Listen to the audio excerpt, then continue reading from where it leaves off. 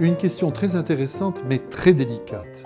Est-il vrai qu'une personne qui a été mariée religieusement, qui a divorcé et qui épouse civilement une autre personne ne peut plus ni se confesser ni communier?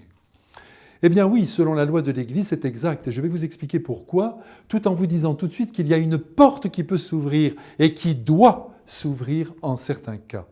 L'Église considère en effet qu'un homme ou une femme qui s'est marié un jour devant Dieu a pris un engagement sacré qui ne peut pas être dissous par la volonté des hommes. C'est ce que l'on appelle l'indissolubilité du mariage. En se remariant civilement, cette personne s'oppose donc à sa première union, pourtant sanctifiée par Dieu. Et elle ne peut donc plus ni se confesser ni communier. Voilà pour la loi générale. Maintenant, il est clair que chaque cas doit être pris en compte. Il y a toujours, quand on est intelligent et que l'on a une bonne dose de bon sens, un discernement à offrir à chaque situation humaine. Jésus lui-même l'a rappelé.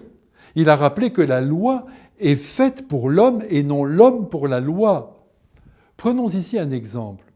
Une femme a été abandonnée par son mari. Bon. Les idées noires la dominent en raison de la solitude à laquelle son mari l'a contrainte. Elle n'a pas choisi cette vie de solitude. Évidemment, elle aurait bien voulu être fidèle à son sacrement, l'honorer jusqu'à la fin de sa vie. Mais cela, son mari ne l'a pas souhaité, il l'a lâché. Et puis voilà qu'un jour, elle rencontre un homme merveilleux qui se met à l'aimer. Eh bien, ce couple, je vais vous dire, je le connais. Et cela fait 30 ans que cet homme et cette femme sont unis par un amour indéfectible. Eh bien, le pape François a laissé entendre que certaines situations doivent être examinées de près par l'Église, qui est une mère.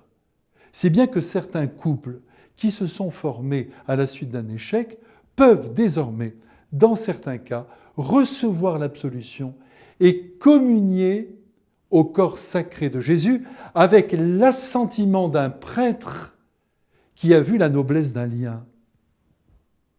Au passage, je rappelle qu'il faut se méfier des irréductibles procureurs qui jugent la vie des autres sans nuance.